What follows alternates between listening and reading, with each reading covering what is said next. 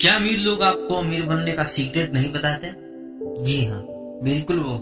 वो कहते हैं कि गरीब को अमीर ना बनने दो, उन्हें गरीब ही रहने दो। मेरे पिता एजुकेशन के हेड हुआ करते थे, पीएचडी, डिप्लोमा वगैरह। मैं उनसे अक्सर पूछा करता था कि हमें पैसों के बारे में स्कूल में क्यों नहीं सिखाया जाता। वो मेरी तरफ देखते और मुझसे ये कहते कि क्योंकि गवर्नमेंट नहीं चाहती कि पैसों के बारे में हम सबको पढ़ाएं।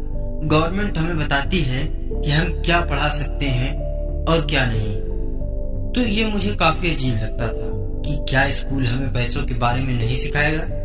उन्होंने कहा नहीं, हमारा काम है एक नौकरी पाना, हम सब पैसों के लिए ही नौकरी करते हैं। मैंने पूछा, उन्होंने कहा नहीं, तुम्हें बस एक नौकरी ढूंढनी है।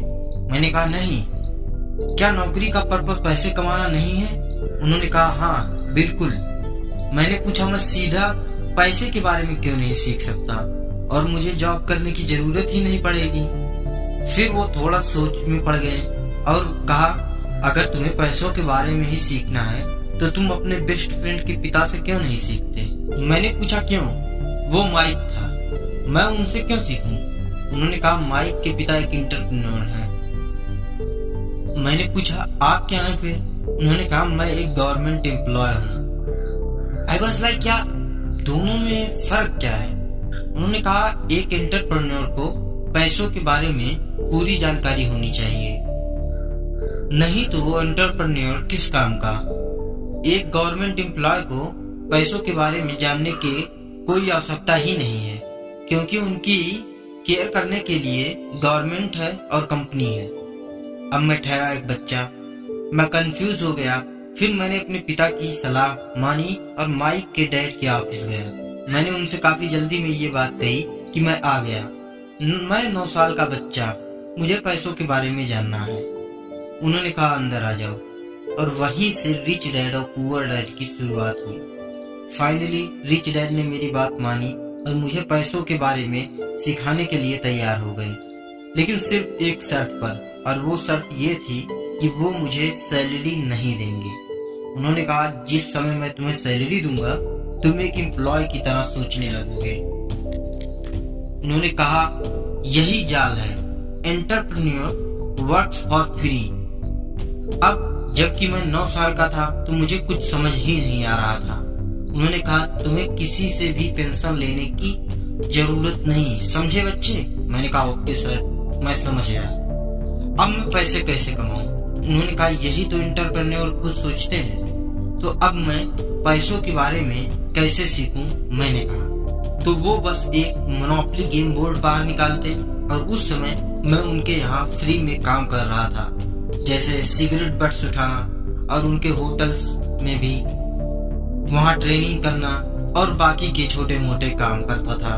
और जैसे जैसे मैं बड़ा हुआ मैं ऑफिस वर्क में आ गया, लेकिन वहाँ मैं अकाउंटिंग और मार्केटिंग के बारे में बस थोड़ा ही सीख रहा था और मैं फ्री में काम कर रहा था। और ऐसे ही वो मुझे पैसों के बारे में सिखाते थे, पर जिस तरीके से सिखाते थे वो मोनोपोली गेम जैसा था। फाइनली एक दिन मुझे गुस्सा आ ही गया। मैंने उनसे कहा हम पैसों के बारे में कब सीखने वाले हैं? उन्होंने कहा तुम्हें क्या लगता है हम क्या कर रहे हैं? मैंने कहा हम मोनोपोली खेल रहे हैं। उन्होंने कहा नहीं, तुम्हें क्या लगता है हम क्या कर रहे हैं? उन्होंने यह बात फिर कही। मैंने कहा मुझे नहीं पता। उन्होंने कहा मैं तुम्हें पैसों के बारे में सिखा रहा हूँ। वे कहते दुनिया में अमीर बनने के बहुत से तरीके हैं, लेकिन इनमें से सबसे बेस्ट हमें मोनोपोली गेम में मिलता है। वो कहते थे इस दुनिया में अमीर बनना है तो मोनोपोली असल जिंदगी में खेलो। क्या हमें बस इतना ही करना है? मैंने कहा हाँ बस इतना ही। उन्होंने कहा वो कहते थे जिस समय तुम्हें सैलरी मिलती है तुम्हारा दिमाग पैसों के बारे में सोचना बंद कर देता है। वो बस उन चीजों के बारे में सोचता है जो वो उन पैसों से खरीदेगा, और यहीं से रैट रेस की शुरुआत होती है। मेरे रिच डैड कहते थे जब तक हमें पैसों की भूख है हम पैसों के बारे में सोचेंगे।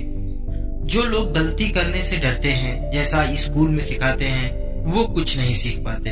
एक गरीब इंसान बचपन से गरीब नहीं होता, पर वो एक ऐसे परिवार से आता है जिनका गरीब रवैया होता है। क्योंकि अमीर गरीब मिडिल क्लास इन सब की शुरुआत हमारे दिमाग से होती है। गरीबी हमें सिखाई जाती है, हम बच्चों को सिखाते हैं। मिडिल क्लास रहना भी हमें सिखाया जाता है। तो जो लोग अभी घर पर बैठे हैं, फाइनेंशियली स्ट्रगल कर रहे हैं, या उन्हें पैसे की चिंता है या खुश नहीं है, भले ही वो कितना भी पैसा कमाते हों, पर उस काम से खुश नहीं है जो वो कर रहे हैं। ये सब हमें सिखाया गया है। मेहनत करो, नौकरी पाओ, नहीं तो तुम कभी अमीर नहीं बन पाओगे, या अपनी जिंदगी में कभी सफल नहीं हो पाओगे, या पैसा सभी बुराई की जड़ है। तो स्कूल सिस्टम कभी हमें पैसों के बारे में नहीं सिखाएगा। स्कूल सिस्टम डिजाइन ही इस तरह से हुआ था ताकि वो हमें एक नौकरी दिला सके, जो कि एक हद तक जरूरी भी है। डॉक्टर, लॉयर या स्पेशलिस्ट बना सकें, लेकिन वो पैसों के बारे में कभी नहीं सिखाएंगे। और आज भी दुनिया में लोगों को सबसे कम जानकारी पैसों की ही है। अगर हम देखें तो स्कूल के टीचर्स को पैसों के बारे में कुछ पता ही नहीं है। वो ऐसे सब्जेक्ट पढ़ाते हैं जो खुद कभी प्रैक्टिस नहीं करते। हमेशा अपनी जिंदगी में, असल जिंदगी में ऐसे टीचर को चुने जो असली हो, क्योंकि एक टीचर जो आपको पढ़ाता है वो खुद कभी उसकी प्रैक्टिस नहीं करता, और इसलिए वह एक फेक टीचर होता है। जैसा मैंने कहा कि गरीबी की शुरुआत हमारे दिमाग से होती है। गरीबी उनके शब्दों में होती है, और उनके शब्द उनकी जिंदगी में उतर आते हैं। अक्सर गरीब लोग हमारे आसपास ही रहते हैं। गरीब लोग ये कहकर एक एस्केप ढूंढते हैं कि मैं ये चीज नहीं खरीद सकता, मैं इसे अफोर्ड नहीं कर सकता। इसके बजाय मेरे अमीर पिता कहा करते थे कि मैं इसे कैसे खरीद सकता हूँ, मैं इसे कैसे अफोर्ड कर सकता हूँ, या मैं ये चीज क्यों और किस लिए खरीदूं। वो कहते थे कि ये सवाल पूछने से दिमाग काम करता है और ये बताता है कि पैसे के लिए हमें कैसा सोचना चाहिए। तो आज के लिए सिर्फ इतना ही। अगर आप हमारे चैनल पर नए हैं तो चैनल को सब्सक्राइब करना ना भूलें। इस वीडियो को शेयर करें ताकि लोगों तक और भी जानकारी पहुंचे। अगर यह वीडियो पसंद आए हो तो लाइक करना ना भूलें।